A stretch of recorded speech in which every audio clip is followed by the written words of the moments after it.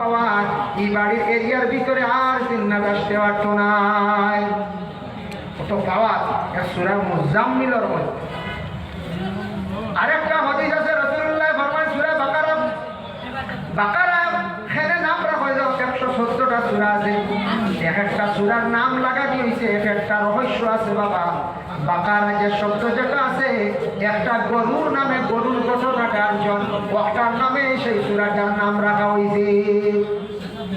এই সূরা সম্পর্কে নবী যে ফরমাইছেন, লা তাজালু বুয়ুতাকুম মাকাবিরা, তোমাদের ঘরে তুমি তার কবর বানাইও না, তোমাদের ঘরে তুমি তার কবর বানাইও না।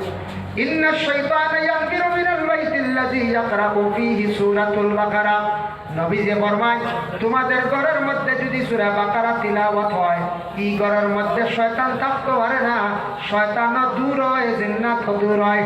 এর লাগে কোরআন শরীফ বাড়ি ঘরের মধ্যে যদি তিলাওয়াত হয়, আর নিজে পারেন না বছরে একদিন আলী মহলা নিয়া সূরা কোরআন শরীফ পান্তে যদি খতম করায়, বাকারা তিলাওয়াত হয়ে গেল। বাকারা ঘরের মধ্যে তিলাওয়াত হয়ে গেলে এই ঘর জিন্নাত থাকতে পারে না, জিন্নাত বহু দূরে সরিয়া যায়, বাগিয়া যায়। এর লাগি সূরা বাকারা বহুত ফজিলত বলে এক সূরা। আমি মুম্বাই দেখলাম, দিল্লিত দেখলাম, মেসা বগল আসর বাদে প্রায় দোকানে গিয়া খালি বাকারা তিলাওয়াত করত। আমার তোরা জানা আছে বললাম, আরো তোরা জানি। জিজ্ঞাসা করলাম, বললাম হযরত ये क्या नफा है, क्या फायदा है?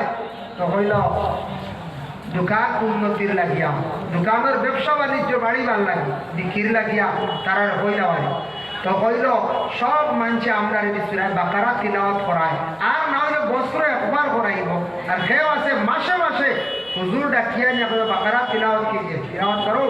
ও তো হুজুর তিলাওয়াত করতে, বাকারা তিলাওয়াত শেষ একটা হাদিয়া দিলা, মেসা বগল গেলা গিয়া।